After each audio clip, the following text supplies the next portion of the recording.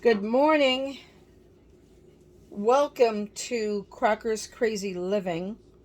It today just happens to be the day before Thanksgiving, so I am starting my day with making desserts. Um, the next dessert I am going to do, I did a pumpkin roll earlier. The next one I'm going to do is a cherry cheesecake for my nephew. He's been wanting cherry cheesecake, so I am going to make that. I am going to be doing several videos to be posting. Yes, it's my Thanksgiving food, but you can watch it for Christmas because I make the same food for Christmas pretty much. So I'm going to get started on my cherry cheesecake.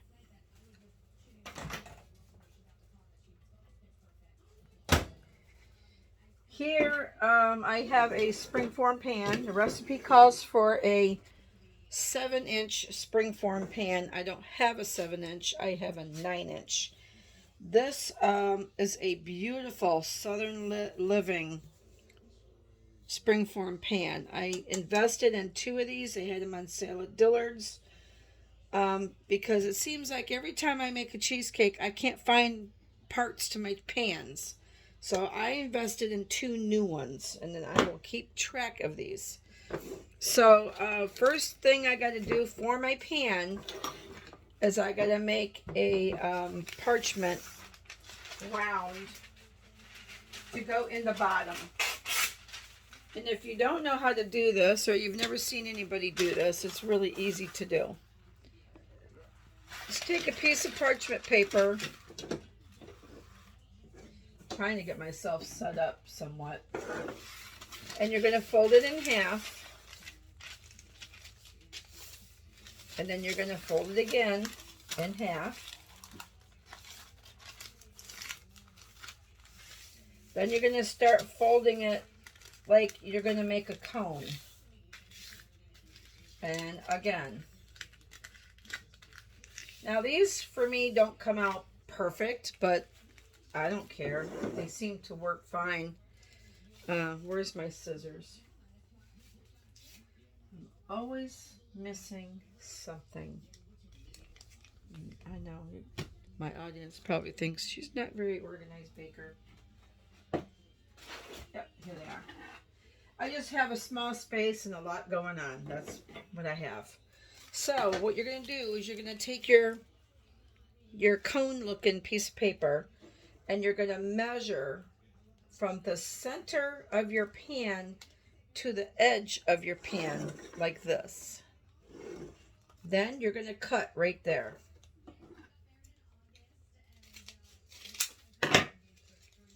So measured it, and when you open it, you have a round circle. Now see, this is a little bit too big. So if you want to get more precise with it, just fold it back up as best as you can.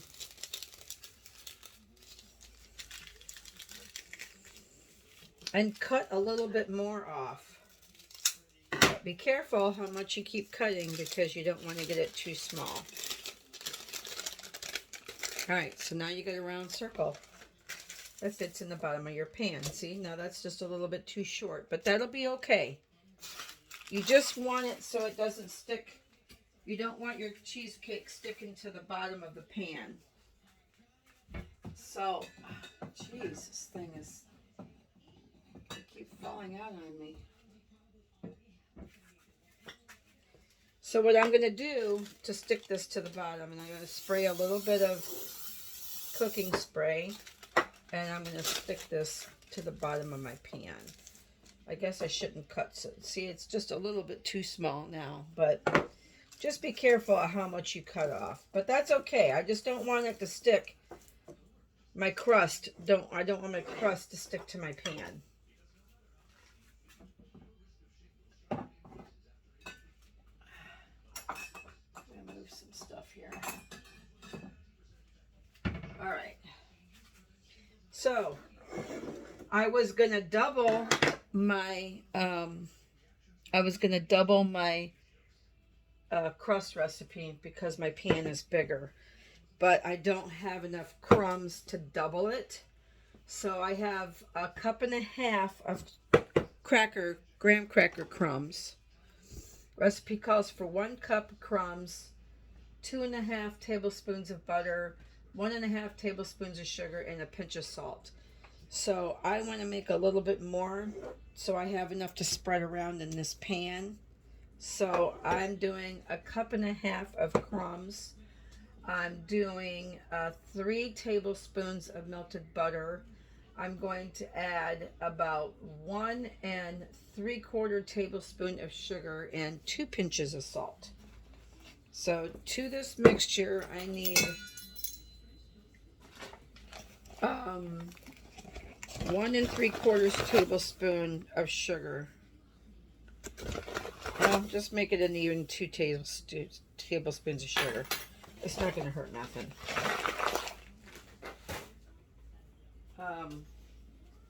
2 pinches of salt. 1, 2. I'm going to mix this around with my hands. I got clean hands. Mix this around. Then I'm going to get a fork.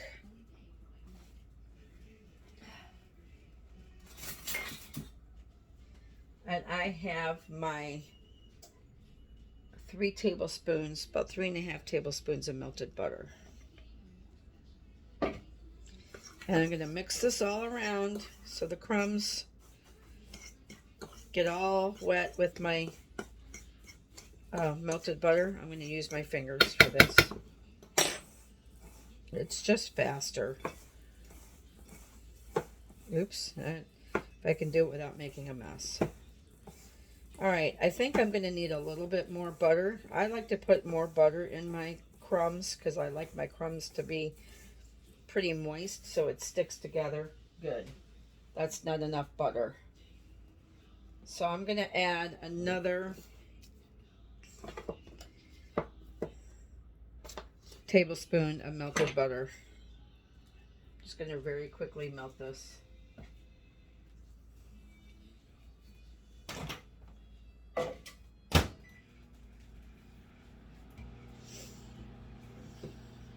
I'll be right back. Okay, I'm back. I got my little bit of extra melted butter here. I'm just going to drizzle it around. I'm going to stir it up with my fork because that butter is really, really hot. I need it to cool down a little bit.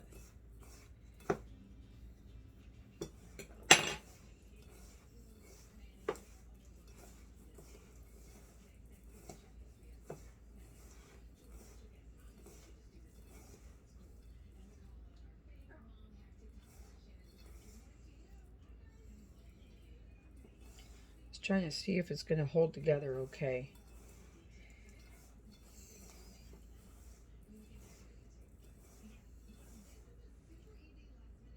My seeds doesn't want to hold together very good.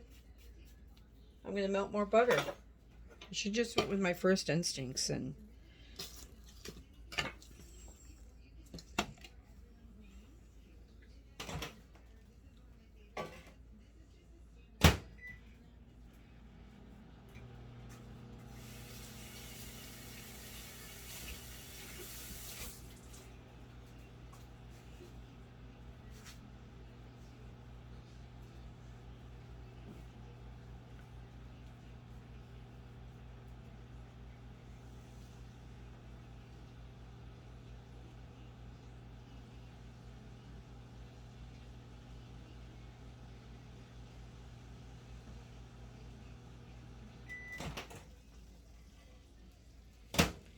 all right, so that was almost a half a stick of butter. But you know, you want your crumbs to be moist enough that they will hold together when you make your crust.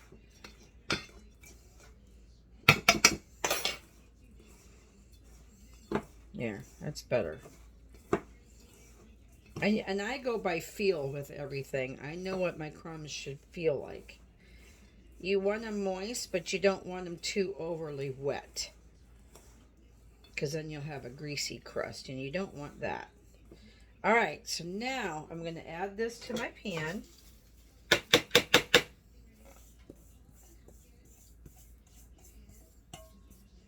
Besides, I like graham cracker crust.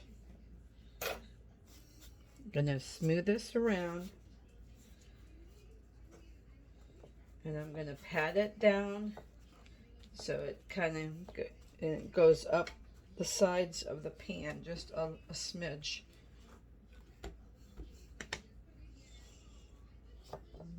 Sliding around on that parchment. This just kind of takes a gentle hand, because it does want to slide around on that pan, on that parchment. All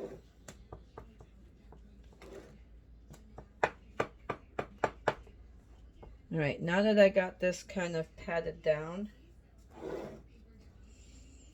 I'm gonna take a measuring cup and just kind of go around the edges and press it down so it's more uniform. You see what I'm doing? Yeah. Just so it's a little bit more uniform in its shape and it's, you know, tight.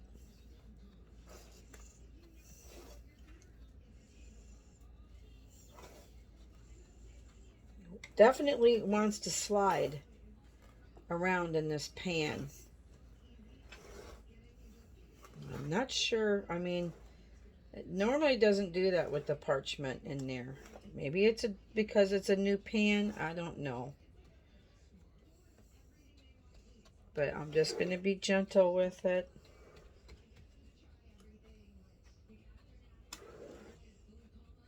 See, it's cracking on the side here. I don't know. Okay, I'm going to leave it alone, because the more I fuss with it, the worse it gets. Now, I'm going to wash my hands.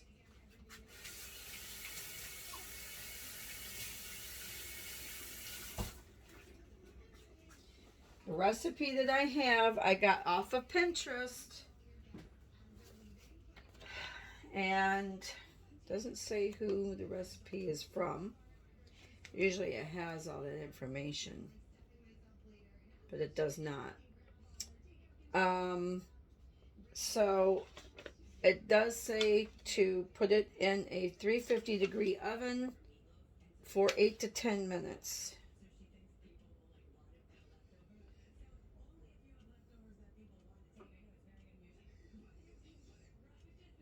I was supposed to wrap it with foil at this point, but I did not read that, so I didn't do that stuff yet. So I'm going to go ahead and put it in a 350-degree oven for 8 to 10 minutes, and I'll be right back after that. Okay, I am back. It's been 10 minutes. I got my crust pre-baked, and it's cooling. So now be very gentle with your pan here. When this cools down a little bit, I am going to be wrapping it in foil, because this is going to go into a pan, what they call a bain-marie, which is a fancy French word for a pan of water, like a water bath. So I'm just going to set this aside very carefully. And I'm going to go ahead and mix up my filling. So to my mixing bowl here, I have 2 8-ounce packages of cream cheese. And I'm going to and they're softened. I took them out last night and I left them out all night long to soften. You have to let your cream cheese get totally room temperature, because I have made cheesecakes in the past where they weren't quite room temperature and they were clumpy, and it just doesn't make for a very nice cheesecake. It really doesn't. I've had problems in the past myself. So just going to mix this up pretty good just to get it nice and smooth.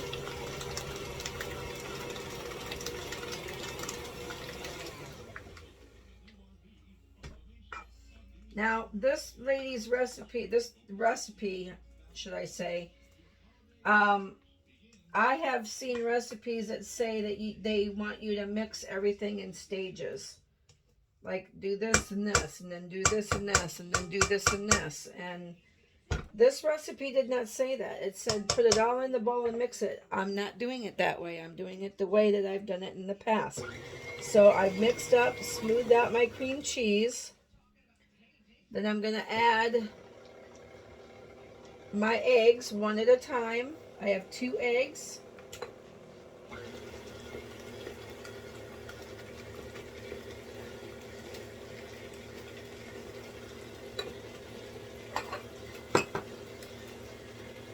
Then I am going to add 2/3 cup of sugar.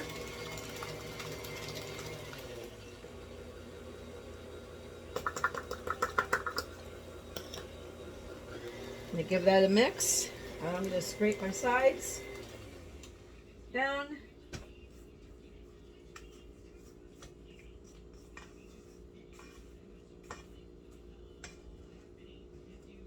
Just want to ensure that everything gets mixed up good. Then it says 2/3 of a cup of sour cream.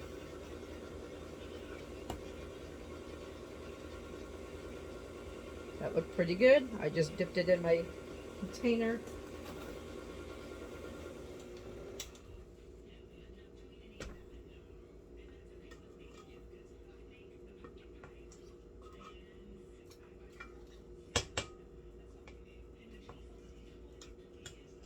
I have made lots of different kinds of cheesecake in the past. The last one I did was from Trisha Yearwood's. I think it was called Uncle Joe's Cheesecake. Was a very, very good cheesecake. But I'm trying something different this time. Mix that out.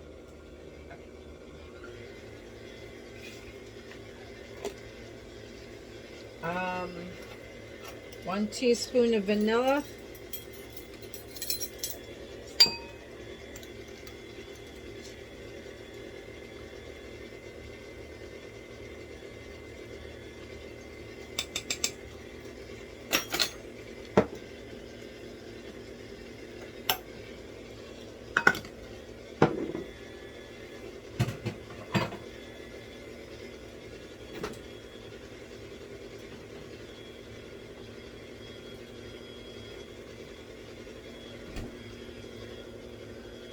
Quarter teaspoon of salt.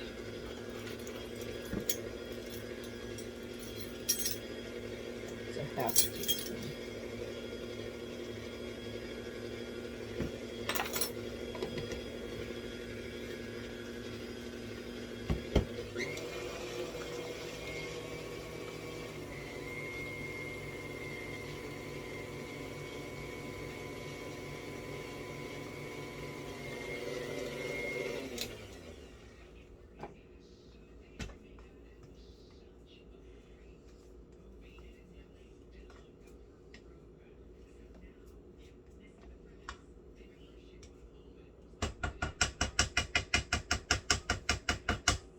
Give that another little whiz.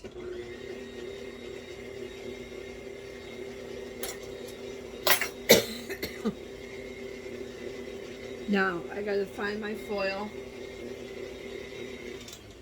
Oh, here it is, right here.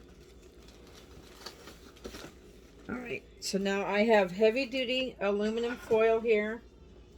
I'm gonna break off a piece so I can wrap my crust pan, my sprinkling pan.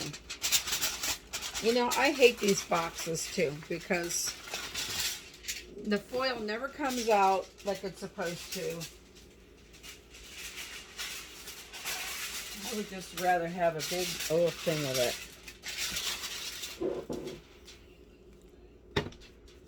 All right. Got my foil ready for my pan.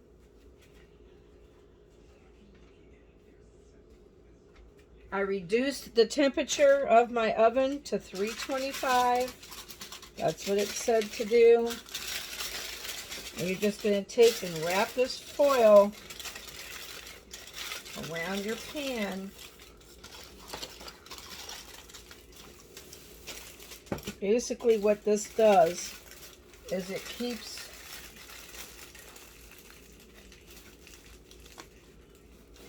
the liquid from getting in your pan when you do the water bath. You don't want anything seeping into your crust. It says to do a double layer, but I don't think I need to do a double layer. It's heavy duty foil, so it's not like it's flimsy foil. Alright, next page.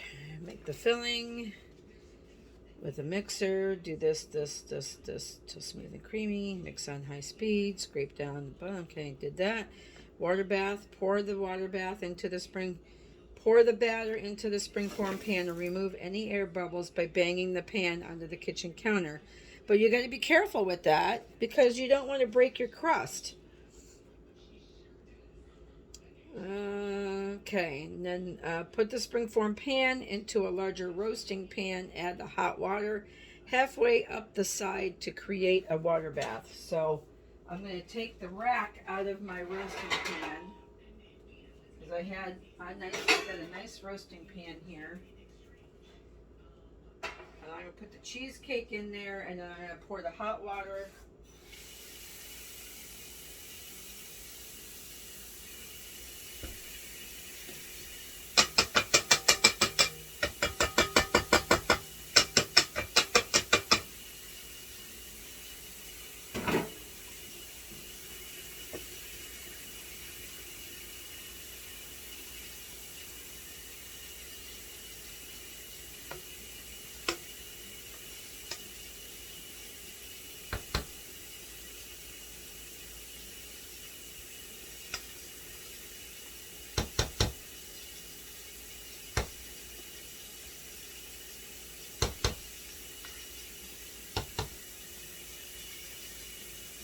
See, I like a cheesecake with a lot more filling than this, too.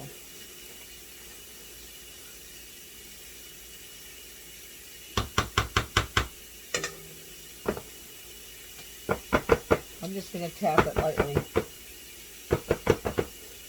I don't want to break my crust. And see, all the air bubbles are coming up to the top, just like you would a cake. I guess the air bubbles in the cheesecake is what makes the cheesecake crack. You don't want that. Alright, I need to find a pitcher to put some hot water in so that I put it in my pan.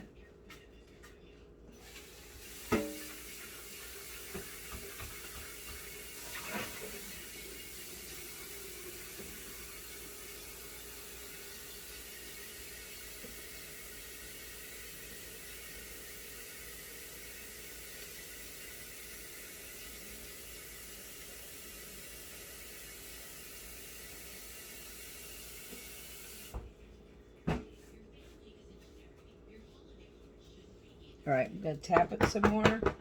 You want to get as much of your air bubbles out that you can because that's what creates cracking. Now, I'm going to put a cherry filling on top of this. I really don't care if it cracks. We're going to eat it. You know, this is not for a bakery. If I was doing it for a bakery or, you know, if I wanted it to look as perfect as I could get it to look for a customer or something, that's different. But this is me. This is my family. It's going to be good, no matter if it's cracked or full of air.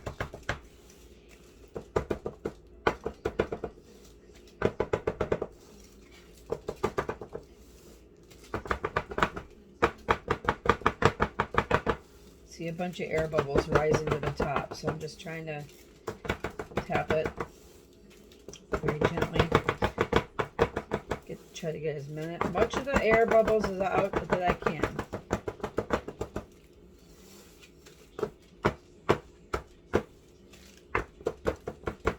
See all those bubbles on the top? Just want to break them.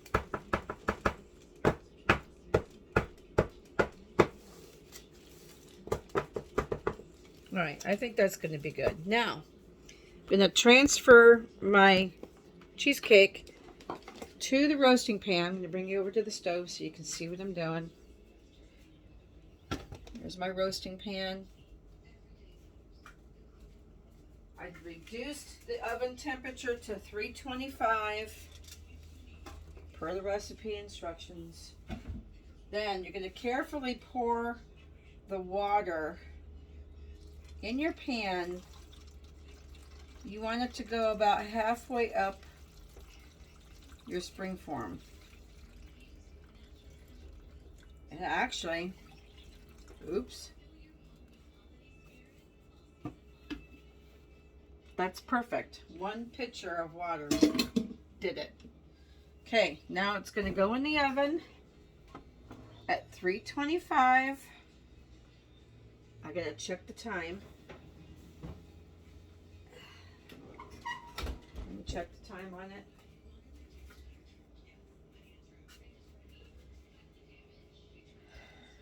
$325 for 75 minutes. Then you're going to turn off the oven and use a wooden spoon to crack open the door. I don't need to do that. And let the cheesecake slowly reduce in temperature for 1 hour. And then remove it from the oven. So we're going to go 75 minutes. How long is 75 minutes? Alright, so an hour is 60 minutes.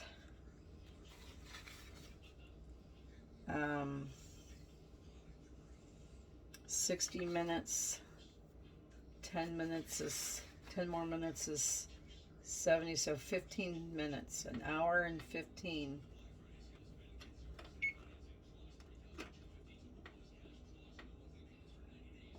Oop. An hour and 15 minutes should be 75 minutes. It is 60 minutes in an hour. So 60, 10 minutes is 75. So yeah, 15, an hour and 15 minutes. And then we're gonna shut the oven off. We're gonna crack the door and we're gonna leave it in there for another hour. So I will be back. Maybe I'll be back. I don't know. I gotta make the cherry filling too. This might have to be a 3-part video of how to do this one because no, it's not my recipe. This might have to be a 3-part recipe on how to do this because I'm making a homemade cherry filling to go with this on top. Because when I went to Gordon's food store about maybe 2 weeks ago, they had they only had 3 bags of those large pitted sour cherries, like from Michigan. And I've been on a cherry kick. I don't know why I've been on a cherry kick. But I bought 2 bags of those frozen cherries because they didn't have very many. And they're quite expensive. But you know what? This is Thanksgiving and holiday time. And I don't like cherry pie filling in a can. If I have to do that, I will. But I want to make homemade fresh pie filling. Why not? So that topping is 1 pound of about 3.5 cups of cherries, 3 to 6 tablespoons of sugar, and you can adjust that. A tablespoon of lemon juice. I don't even know what the lemon juice does. I think the lemon juice is for sweet cherries, and you want them to be a little tart. I don't have lemon juice. I'm not doing the lemon juice. 1 tablespoon of cornstarch, and 3 to 4 tablespoons of water to start with. And then what you do is you put all that into a saucepan and you just cook it until it gets thick, which I could probably do right now on this video. And then because it's going to get cooled down anyway, and tomorrow is when I'm putting the topping on the cheesecake. It's going to be completely cold.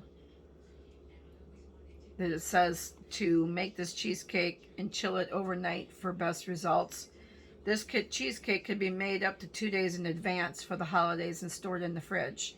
So if you're wanting to make this for Christmas, and you can do it, you can make it two days in advance and have that done, you know. And that's what a lot of your Food Network stars are showing you when they're doing a lot of cooking. They're showing you to get it done 2 to 3 days early, so you don't have all that time to have to cook everything in 1 day. And I'm learning to do that because I used to always do everything on Thanksgiving. I would prep it today, but I would cook it all on Thanksgiving. But I'm gonna change that up. I'm doing my turkey today, so there'll be another video. Um, I'm gonna do my casseroles and things like that today. So tomorrow, I'm gonna be cooking my beef tenderloin in the oven, and I can actually sit and watch the parade. I miss the parade almost every year because I'm cooking, and I can actually sit and watch it. So I'll be right back. I'm going to go ahead and get the stuff together for the cherry pie filling, and I'll be right back. Okay, I'm back. I'm going to get my cherries.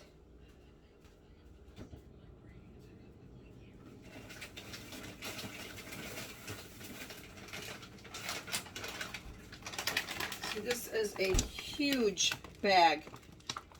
5 pounds of cherries, frozen cherries.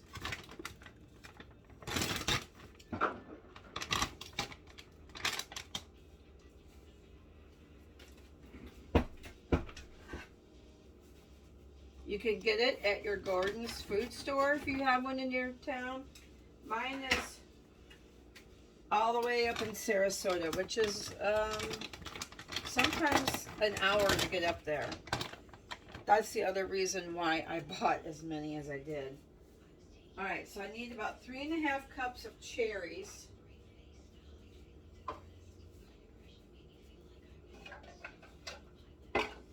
So here I have my 4-cup measuring. So I'm just going to pour 3.5 cups of cherries in there. Well, let's make it an even 4 cups, because what difference does it make? Oops.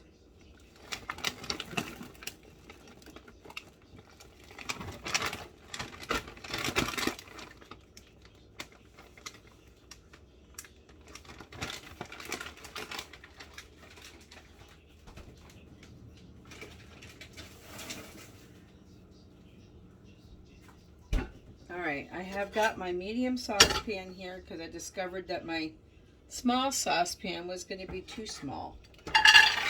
So, in go my cherries.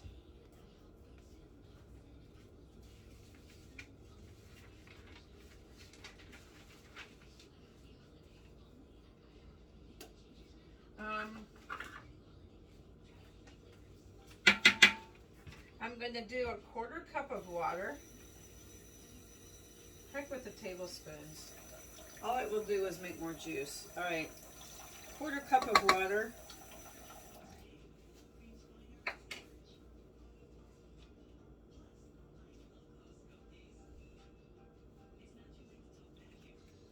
I'm going to do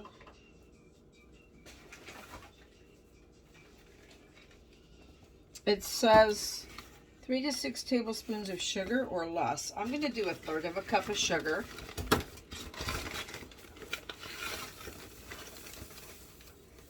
A cup of sugar.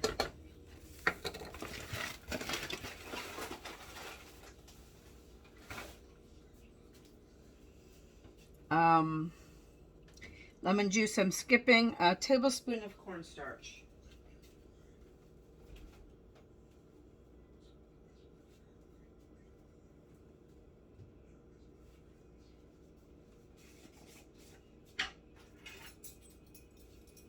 This is really, really easy to do. Why buy the canned stuff when it's easy to make your own? Now, when I lived in Michigan,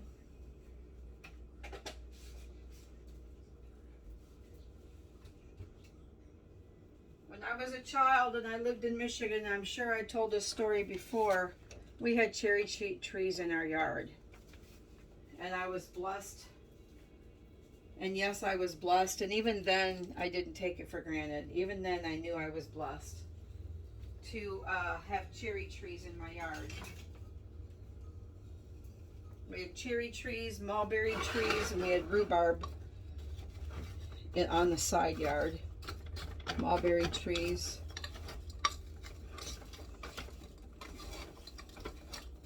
I think I'm going to need more water.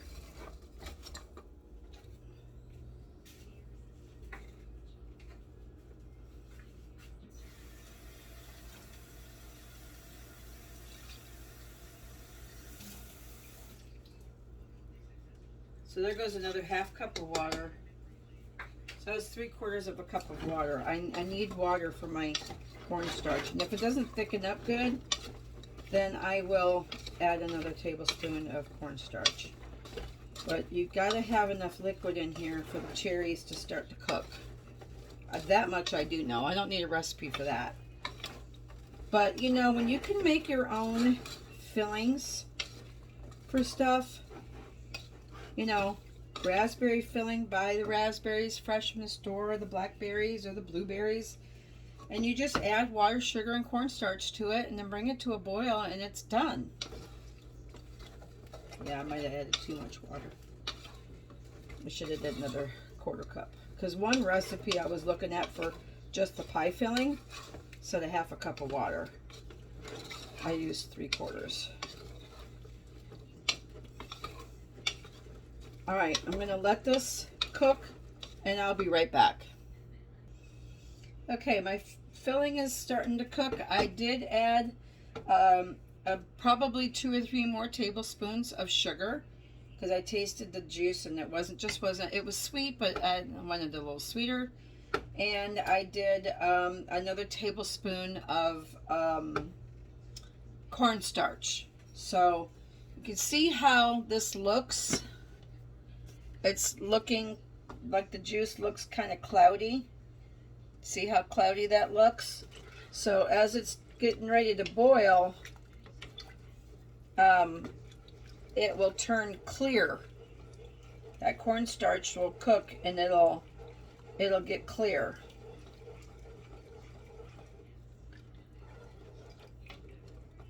And I think that's enough cherries. I tell you, when cherries thaw out and cook down a little bit, boy, they sure do shrink up, you know. All right, I'm going to let this continue to cook, and I'll be right back. Okay, it's coming to a boil. Just want to keep stirring it. And you just want to give it a couple of seconds for that cornstarch to get thick. See how that cleared up? It went from cloudy to clear. Can you tell that?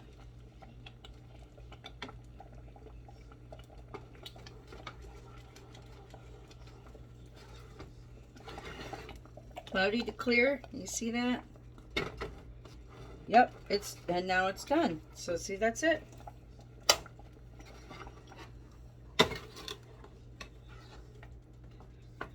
That's it for the cherry pie filling. I'm just going to leave it in my pan and let that cool down completely. It's got to be cold. So I'm not even going to put the topping on my cheesecake until tomorrow. I'm not even going to do that step till tomorrow, because my cheesecake is going to cool down completely. It's going to go in the fridge. And then tomorrow, my filling is going to go into a dish, get covered up, and it's going to go in the fridge. And then tomorrow I'm going to assemble the whole thing and for dessert. So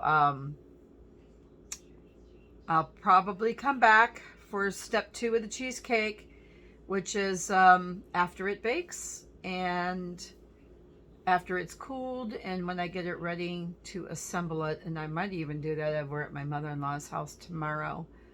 So that one will be a very, very short video, just because it's going to be, you know, taking it out of the pan, putting it onto a plate, put the filling on it, and it's done. Or I might do it tomorrow morning and just take it over in a container already to go. Just depends. I do have a pie carrier, Tupperware pie carrier, that I could actually put it into and take it over. So at any rate, I'll do a step 2 of assembling my cheesecake tomorrow, Thanksgiving Day. Thank you for joining me. If you enjoy my videos and you have not subscribed to my YouTube page, please hit the subscribe button. Please give me a thumbs up. I would appreciate that. Ring the bell next to it, because it will remind you when I have another video. And have a wonderful Thanksgiving with your family. Thank God that you live in America, and that hopefully your life is going well, and you're safe and healthy. That's, always something awesome to be thankful for. Have a great Thanksgiving. Spend time with your loved ones and gather around the table and enjoy good food and fellowship. I'll be back next time, so I'll see you soon. Have a great day, everybody. Bye bye.